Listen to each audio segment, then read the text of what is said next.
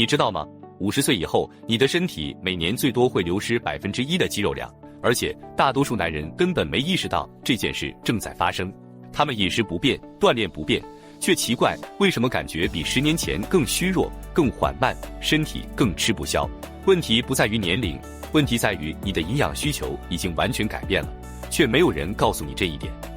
适合25岁年轻人在健身时使用的补充剂，却不是能在50岁以后帮助你保护肌肉、激素和长期健康的补充剂。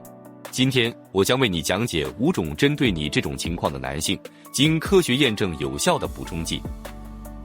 这不是江湖的科学，也不是商业的宣传，而是基于超过500篇同行评审研究所提供的实际证据。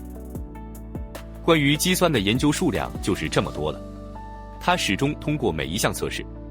对于50岁以上的男性，相关数据尤其有说服力。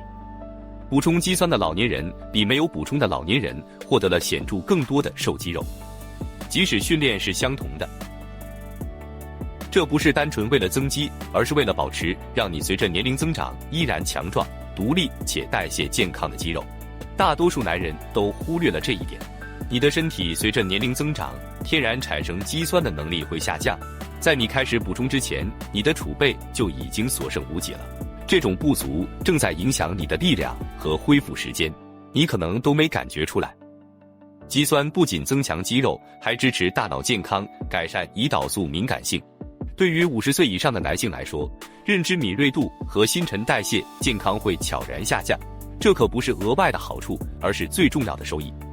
剂量很简单，每天3至5克肌酸单水合物，不需要负荷期，也不必周期服用，只需随餐坚持服用。别让人用10倍的价格忽悠你买花哨的缓冲版。肌酸单水合物是所有相关研究的基础，每份只需花费几分钱。你50岁时所保持的肌肉量，决定了你70岁时的生活质量。肌酸是你能买到的最划算的保障之一。谈到下一种补充剂时，大多数男性认为他们通过饮食已经摄取了足够的碳。剧透，他们其实并没有。50岁以后，你的身体所需的蛋白质比你30多岁时显著更多。研究表明，年长男性每公斤体重每天需要摄入多达 1.6 克蛋白质。每天每公斤体重的蛋白质摄入量仅用于维持肌肉量，而非增加肌肉量。一项又一项的研究都得出了相同的结论。大多数超过50岁的男性摄入量远远不足那个数字。正是因为这个差距，肌肉才会逐年悄悄流失，而你却没有改变任何生活方式。单靠增加蛋白质摄入存在的问题。50岁之后，你的身体处理蛋白质的效率会降低。科学家称其为合成代谢抗性。你的肌肉不再像以前那样敏感地响应蛋白质信号刺激。乳清蛋白能够有效应对这种情况，因为它被迅速消化并富含亮氨酸，一种特定的氨基酸。亮氨酸可触发肌肉蛋白质合成，没有其他蛋白质来源能像它一样以高效且快速的方式提供亮氨酸。目标很直接，每次摄入目标为25至40克的乳清蛋白，最好在训练后2小时内摄入，或者当日常食物中的蛋白质摄入不足时作为膳食补充。乳糖敏感者应选乳清分离蛋白，易消化，它更纯净且更容易消化。浓缩蛋白适合大多数男性使用，且价格更低。蛋白质是你的身体用来重建一切的原材料，缺少这种物质，其他补充剂无法正常发挥作用。说到事物的协同作用，接下来要说的这个不仅仅是维生素，更接近于激素，而且大多数男性体内含量严重偏低。多数男性以为维生素 D 只是对骨骼有益的维生素，其实不是这样。维生素 D 不仅是一种重要营养素，更像一种激素，直接深刻影响睾酮生成、免疫功能、情绪、心血管健康和肌肉力量等多个方面。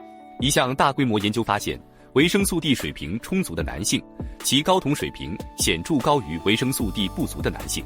一项临床试验显示，补充睾酮的男性睾酮水平提高了多达 20%， 持续超过12个月。这不是摄入误差，这是一个显著的激素变化。问题更严重的原因就是这个，维生素 D 缺乏已成为流行病，尤其是在50岁以上的男性中，随着年龄的增长，皮肤产生的这种物质会减少。男性即使在阳光充足的地方，户外时间减少，仍缺乏营养素，仅靠晒太阳，维生素 D 水平难以理想。多数医生不会特别指出，除非你的数值严重偏低，这意味着数百万男性在不知情的情况下处于不足的状态。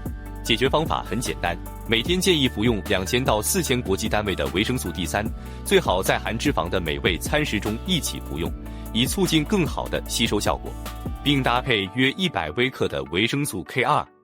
维生素 K2 将钙定向输送到你的骨骼，而非动脉，使这一组合的效果显著增强，而且长期使用更安全。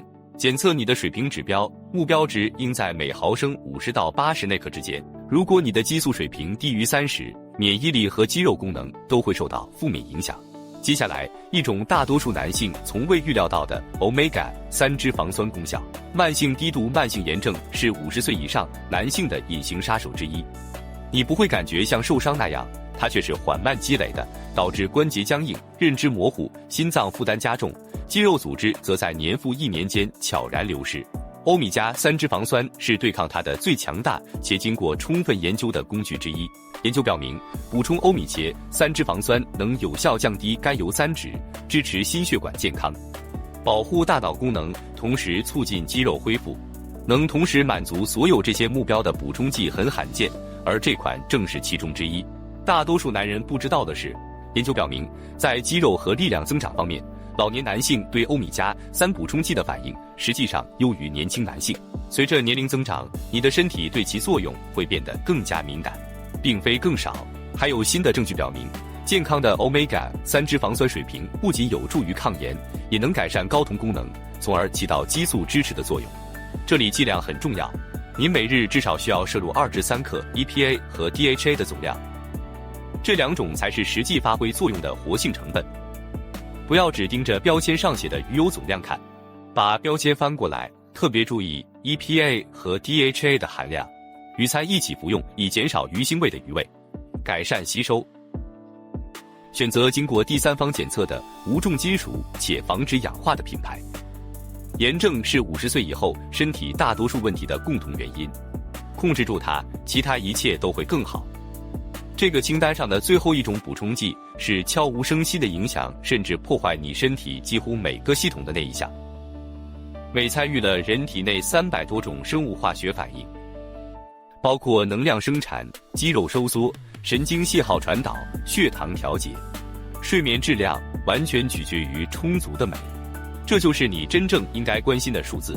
研究估计，高达70%的50岁以上男性存在慢性镁缺乏，这不仅是边缘性偏低，而是慢性缺乏，常规血液检测无法发现，因为身体中只有约1%的镁分布在血液。你的检测结果可能正常，但在细胞层面，你的能量其实快要透支了。这其实就是这种缺乏实际上让你付出的代价。高皮质醇是你的主要压力激素，迅速耗竭镁元素，而镁水平低又会进一步提高皮质醇水平，这形成了一个恶性循环，直接抑制睾酮分泌。它会扰乱睡眠，增加焦虑，加速肌肉流失。如果你睡眠不好，感到焦虑却又疲惫，或者恢复比应有的速度更慢，那么补充镁可能会有所帮助。缺镁是首先需要排查的问题之一，并非所有镁补充剂的效果相同。避免使用氧化镁，它便宜，吸收差，几乎没什么用。选择镁甘氨酸盐改善睡眠和压力，或苹果酸镁提升能量和肌肉功能。建议晚间服用300至400毫克的剂量，对大多数男性效果最佳。它能有效穿过血脑屏障，镇静神经系统，有助于实现更深、更具恢复性的睡眠。这是这份清单上最没有吸引力的补充剂，没有营销炒作，标签上也没有夸大宣传，只是你身体急需且极可能摄入不足的矿物质。5种常见补充剂：肌酸、乳清蛋白、维生素 D3、欧米茄3脂肪酸和镁元素。这不是购物清单，而是一个系统。每一种都针对你50岁以后身体出现的特定漏洞，且都基于真实科学，而非营销宣传。问题不在于这些是否有效，研究已经有定论。问题是你还准备让这些缺口多久仍不去弥补？